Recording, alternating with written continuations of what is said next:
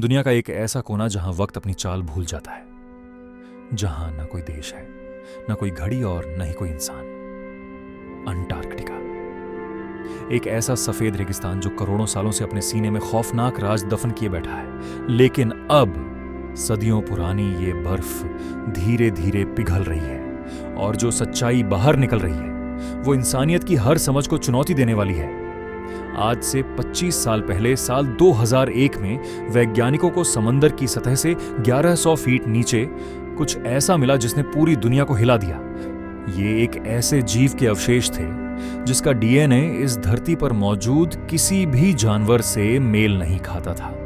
सालों की रिसर्च के बाद पता चला कि ये एक पीटर सॉयर था, एक उड़ने वाला डायनासोर जो 6 करोड़ साल पहले ही खत्म हो चुका था। अंटार्कटिका की हड्डियों को जमा देने वाली ठंड ने इस कंकाल को इतने सालों तक संभाल कर रखा था मानो वो कल की ही बात हो। लेकिन ये तो सिर्फ शुरुआत थी। समंदर की गहराइयों में एक और शिकारी छिपा था, इलास्मोसॉर। 40 फीट लंबा और 15 टन भारी यह जीव किसी सबमरीन की तरह पानी में राज करता था। इसके जबड़े इतने मजबूत थे कि यह किसी भी समुद्री जीव को जिंदा निगल सकता था। यह दुनिया का सबसे पुराना फॉसिल है जो साढ़े 6 करोड़ साल पहले यहां के पानी में तैरता था। सोचिए, जिस अंटार्कटिका को आज हम एक बंजर बर्फीली जगह समझते हैं, वो कभी इन विशालकाय राक्षसों का घर हुआ करता था। अंटार्कटिका की ये बर्फ सिर्फ हड्डियों को ही नहीं बल्कि यादों को भी सहेज कर रखती है। साल 2017 में जब वैज्ञानिक बर्फ की गुफाओं की जांच कर रहे थे तो उन्हें 2 छोटे शावक मिले, स्पार्टा और बोरिस। ये यूरेशियन केव लायन के बच्चे थे। उनकी त्वचा, उनके बाल और यहां तक कि उनके दांत भी बिल्कुल सही सलामत थे। स्पार्टा को देखकर ऐसा लगता था जैसे वो अभी कुछ घंटों पहले ही सोया हो, जबकि हकीकत में वो 28,000 सालों से बर्फ के नीचे कैद था। वहीं केप रिजार में वैज्ञानिकों को एक और मंजर मिला जिसने सबको सन्न कर दिया।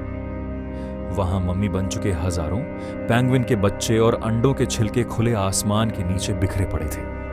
800 साल पहले आई बर्फ की एक भयानक स्लाइड ने इस पूरी कॉलोनी को जिंदा दफन कर दिया था।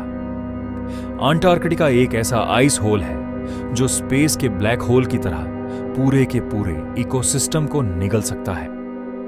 इस ठंडी दुनिया का सबसे बड़ा चमत्कार तब सामने आया जब यूका नाम का एक विशालकाय वूली मैमथ मिला।